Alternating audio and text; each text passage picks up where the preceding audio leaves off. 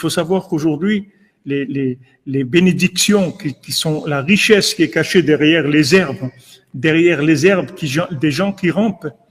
Ok, tu tenais à peine debout. Maintenant, tu tiens plus debout. Tu tombes, tes jambes, elles te tiennent même pas debout. Avant, tu arrivais, des gens disent, moi, avant, j'arrivais à faire des choses et tout. Maintenant, j'arrive même pas à faire ce que je faisais avant. Avant, je faisais ça. Avant, les gens, ils tenaient debout. Maintenant, ils voient, ils tiennent même pas debout. Qu'est-ce qu'il fait? Il rampe. Il mange de l'herbe. Comme un animal, il rampe, il mange de l'herbe, c'est tout. Mais il lâche pas. Et après, un jour, il prend une herbe, et cette herbe-là, c'est la Géoula. Il amène la Géoula, il tue tous les démons, les trucs. Et ça y est, mais pendant qu'il rampait, c'est sûr que si vous faisiez des petites minutes dans TikTok quand il rampait, il n'y a pas grand monde qui aurait investi sur lui, hein. Qu'est-ce que c'est ça, quelqu'un qui rampe et tout? On veut des personnages comme ça, super, quelqu'un qui rampe. Quelqu'un qui rampe. Mais qu'est-ce qui va devenir quelqu'un qui rampe? Qu'est-ce qu'il y a? Regardez, on est dans les Shivas de Cordonnier, on est levé la nuit, on est 127 là, avec les deux, on est 129 en live, en train de parler de Rabbeinu, c'est pour eux Massirt. Et regardez dans quel état personnel on est, chacun dans sa vie, comment c'est dur pour chacun dans tous les domaines, etc. Comment on doit se renforcer tous les jours. Mais vous voyez que ça paye, ça donne des fruits extraordinaires. Chaque cours qu'on fait à Ratzot, chaque fois on délivre des âmes. Par milliers, on délivre des gens qui sont prisonniers. Par milliers, on les sort de. C'est comme si on faisait des commandés ou qu'on allait délivrer des milliers de prisonniers toutes les nuits. Allez, on ouvre les cellules, on les fait sortir, sortez de ça, sortez du mensonge, sortez. On fait sortir les gens du mensonge. C'est un grand mérite. Seulement, il faut aller avec la Emouna. Avant, il n'y avait pas besoin de la Emouna parce que les gens, ils voyaient la réussite. Ils voyaient la réussite des gens qui ont réussi, des générations où vous aviez de la Torah dans le monde, à l'époque de Chizkiyahu Améler, du roi Chizkiyahu, vous n'avez pas un enfant dans toute Eretz Israël qui connaissait pas toutes les Mishnayot par cœur et les trucs. Vous avez c'était des niveaux extraordinaires, ok. Mais ils n'ont pas amené le Mashiach. Et nous, là, on est en train de se traîner tous les jours pour tenir, pour aller encore un jour, j'essaye, je fais des trucs et tout. Et nous, on va venir le Mashiach. Donc ne trompez pas. Quand vous voyez Naomi qui dit j'ai rien, c'est pas qu'elle dit j'ai rien. Elle dit j'ai tout. C'est pas que j'ai rien. Quand elle dit j'ai rien, il faut entendre j'ai tout. Pas j'ai rien. Mais Ruth, elle sait pas. Elle y va. Elle la lâche pas. Parce qu'elle sait que c'est là où ça se trouve. Elle lâche pas. Elle lâche pas, Ruth. Elle lâche pas.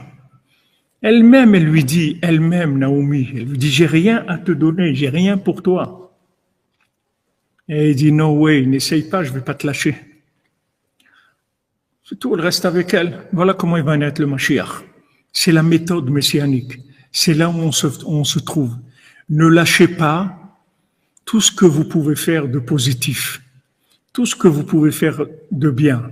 Vous pouvez faire un petit peu de bien, vous faire un petit peu de bien. Vous pouvez faire beaucoup d'un petit peu, vous faites beaucoup d'un petit peu. Mais toujours un petit peu. Toujours un petit peu. Beaucoup, vous ne pourrez pas. Tout ce que vous voudrez faire beaucoup, vous n'allez pas arriver. On ne peut pas. C'est le goutte à goutte. Mais le goutte à goutte, si vous ne l'arrêtez pas, c'est des centaines de litres. Mais il ne faut pas arrêter, goutte à goutte. Mais les gros tuyaux qui débitent, il n'y a pas. N'essayez pas gros, ça ne marche pas. Essayez un petit peu et vous allez voir que vous allez faire beaucoup d'un petit peu.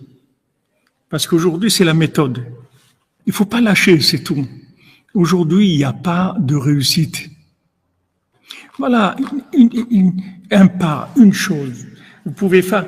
Il y a des gens, voilà, maintenant c'est les louls. Alors, on va faire plein de choses et tout. On va faire plein de choses et il veut commencer. Il a rempli la voiture, il a mis truc, il a acheté une remorque parce qu'il avait pas assez. Il a rempli la remorque. Il a acheté un porte-bagages, il a rempli le toit, rempli le coffre, le siège arrière, partout, c'est plein, c'est plein. Allez, on y va. Il monte, il démarre, ça démarre pas la voiture. Ah là là, mais qu'est-ce qui se passe là? Ça démarre pas, c'est tout. Ça démarre pas. C'est pas ça aujourd'hui. Fais un petit peu et tu vas voir que le petit peu, ça va te donner envie après de faire encore un petit peu. Mais aujourd'hui, n'essaye pas de manger beaucoup. Mange un petit peu. Même les gens qui sont dans les trucs de la nourriture, ils disent, il faut manger en fait toute la journée, mais un tout petit peu. C'est tout. Mangez un petit peu. Aujourd'hui, on n'a pas de récipients pour beaucoup. Et tout ce qu'on va dire beaucoup, ça va nous décourager. Parce qu'on va essayer beaucoup, on ne pourrait pas. Même Rabbeinu dit que lui, le rythme qu'il avait de ce qu'il devait étudier, prier dans une journée, s'il savait qu'il devait faire ça 2 jours, il l'aurait pas fait. Il aurait dit impossible. Je pourrais jamais faire ça 2 fois. Donc lui, il se disait, OK, je vais faire ça 1 jour, c'est tout. Un jour, Rabbeinu dit, on peut tout faire dans 1 jour. Si on sait qu'on va le faire que 1 jour, ça va. On dit, bon, OK, c'est dur, tout, mais ça va passer, c'est une journée, c'est tout. OK, ça passe, c'est tout. On va attendre que ça passe et c'est tout, ça va passer la journée. Rabbeinu faisait un programme d'1 jour. Très, très dur, mais d'1 jour. Et le lendemain, il se renouvelait, c'est tout. Mais 1 jour, pas plus. Nous, aujourd'hui, on n'a pas de récipients pour beaucoup. Mais de un peu, on peut arriver à plus que quelqu'un qui voulait faire beaucoup. Mais par un petit peu, c'est tout. Restez toujours dans un petit peu. Restez toujours dans un petit peu. Et même si Bezrat Hashem on réussit à faire que ça soit toujours beaucoup des petits peu, que jamais ça soit un gros morceau. Toujours un petit peu. Et encore un petit peu. Et on peut faire un petit peu des centaines de fois par jour. Mais un petit peu. Toujours un petit peu. Ça, c'est la clé de la Géoula. Ça, c'est la clé de la Géoula. C'est comme ça qu'on arrive. Avec les chaussures à 3 coins, on arrive à être gouverneur sur tous les gouverneurs. Mais un petit peu. Tais-toi encore un petit peu. N'oubliez jamais qu'on est à la fin des temps et quand des générations déchues complètement, des générations de gens qui sont complètement détruits. Donc maintenant, qu'est-ce que vous allez demander à des gens comme ça? Vous ne pouvez pas leur demander beaucoup. Vous demandez de valoriser le bien et de savoir que le bien, il a une valeur énorme aujourd'hui. Et énorme. Tous les tzadikim, ils l'ont dit, Rabbeinu, ils l'ont dit, déjà le Harizal, il a dit, puisque dès que Moshe Rabbeinu est arrivé dans le monde, ça a commencé ce principe-là, à se révéler dans le monde.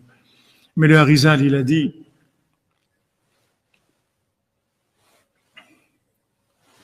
voilà, comme le levier, exactement.